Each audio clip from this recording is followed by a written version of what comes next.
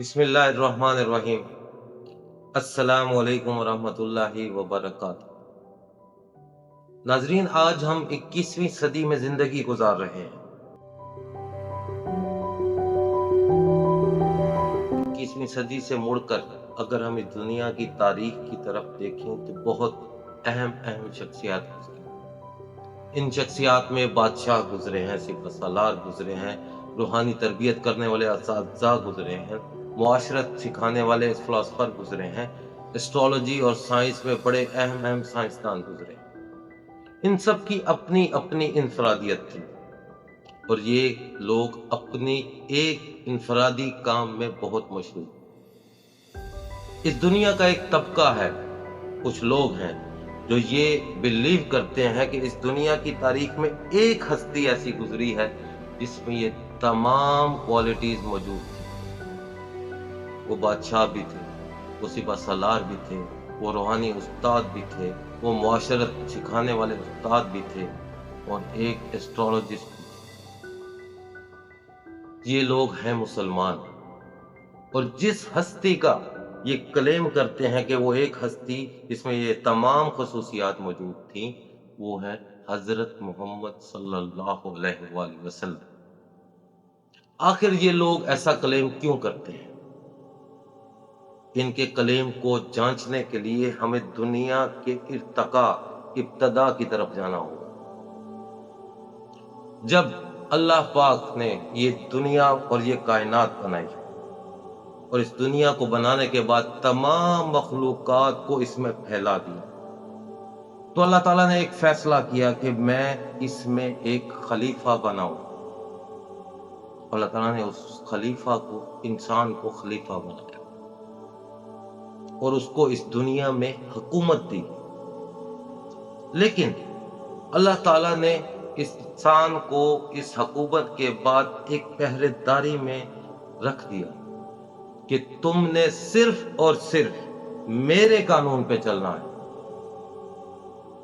اور اس دنیا میں میرے قانون کی حکمرانی قائم کرنی۔ جو شخص اس حکمرانی کو قائم کرنے میں کامیاب ہوگا اور میرے قانون کے مطابق زندگی گزارے گا، وہ کامیاب ہوگا اس دنیا میں بھی اور آخرت میں بھی۔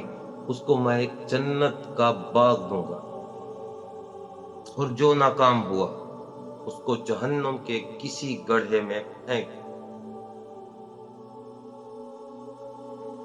اور انسان کو اس قانون کا کیسے پتہ چلتا؟ اللہ تعالیٰ نے ایک نوازش کی کہ انہی انسانوں میں سے نبی چنے، پیغمبر چنے، اور ان کو پیغام وحی کے ذریعے دیا جاتا تھا، اور وہ اپنے لوگوں میں وہ پیغام دیا کرتے تھے۔ کچھ لوگوں نے وہ پیغام مانا اور کچھ نے اس سے انکار کیا۔ یہ سلسلہ کار چلتا رہا، اور اللہ کی طرف سے یہ پیغامات آتے رہے۔ آخر کار ایک وقت ایسا آیا کہ یہ پیغام مکمل ہو گیا۔ جب پیغام مکمل ہوا تو پیغمبروں کا سلسلہ کار بھی ختم ہوا، اور ایک آخری نبی اس دنیا میں تشریف لی۔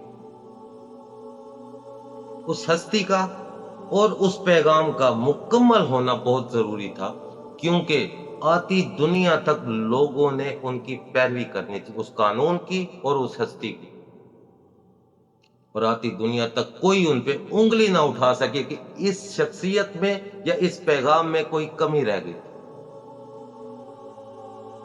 تو یہ پیغام تھا قرآن، اور وہ ہستی تھی حضرت محمد صلی اللہ علیہ وآلہ وسلم۔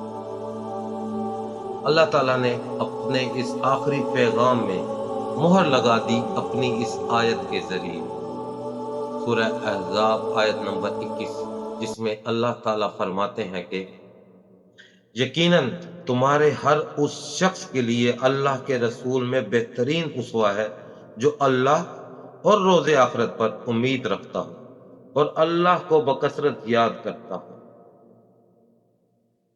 اللہ تعالیٰ نے اس آیت میں اس بات پہ مہر لگا دی، جو اللہ کو مانتا ہے اور یہ مانتا ہے کہ اللہ خالق حقیقی ہے، اور مرنے کے بعد آخرت میں ہم نے اپنے گزارے ہوئے ایک ایک لمحے کا اللہ کو جواب دینا ہے، اس کے لیے اسوہ رسول اللہ صلی اللہ علیہ وآلہ وسلم نمونہ ہے، یعنی اس کو زندگی کا ہر لمحہ حضور پاک کی زندگی کے عین مطابق گزارا، تبھی وہ کامیاب ہوگا اور اس کو جنت کا ایک باغ تحفے میں دیا جائے، اور اگر اس نے یہ زندگی ایسے نہیں گزاری اس کے لیے جہنم کا ایک گڑھا ہے۔ اس لیے ہمیں زندگی کا ہر لمحہ حضرت محمد صلی اللہ علیہ وآلہ وسلم کی زندگی کے عین مطابق گزارنا ہوگا، لیکن اس سے پہلے ان کی سیرت کو جاننا بہت ضروری ہے کہ انہوں نے ایک ایک لمحہ کیسے گزارا۔ تو میں اور میری ٹیم یہ کاوش کر رہے ہیں کہ سیرت النبی کی یہ سیریز شروع کریں، اور اس میں قرآن، حدیث اور تاریخ کے صفحے الٹ کر جو تعلیمات ہمیں ملتی ہیں وہ ہم آپ تک پہنچانے کی کوشش کریں۔ اس میں تمام ریفرنسز موجود ہوں گے، ہمارا کچھ نہیں ہوگا، جو چیزیں ہمیں ملیں گی ہم ایز اٹ از آپ تک پہنچانے کی کوشش کریں، تاکہ آپ کی اور ہماری زندگی میں غلط فہمی سے کوئی غلط کام ہو رہا ہو تو ہم اس سے دور ہو جائیں اور آخرت میں کامیاب ہوں۔ اللہ تعالیٰ آپ کو اور ہمیں آخرت میں کامیاب کرے۔ اس سیریز میں ہمارے ساتھ جڑے رہیے گا، اس چینل کو سبسکرائب کیجئے اور لائک کریے، اور ہمارے ساتھ جڑے رہیے تاکہ آپ کو اور ہمیں اس سے فائدہ ہو۔ جزاک اللہ خیر۔ السلام علیکم ورحمۃ اللہ وبرکاتہ۔